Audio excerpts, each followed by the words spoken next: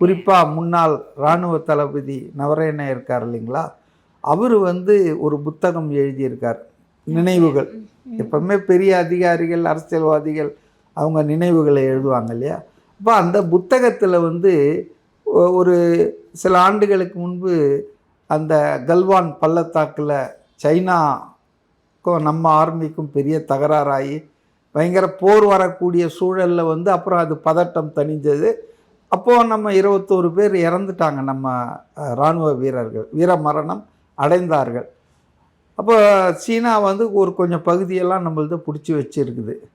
ஆனால் அப்போவே பிரதமர் வந்து யாரும் நம்ம பகுதிக்கு உள்ளே வரல, நமக்கு எந்த இழப்பும் இல்லைன்னு ஒரு பச்சையான பொய்யான தகவலை நாடாளுமன்றத்துக்கு கொடுத்தாரு.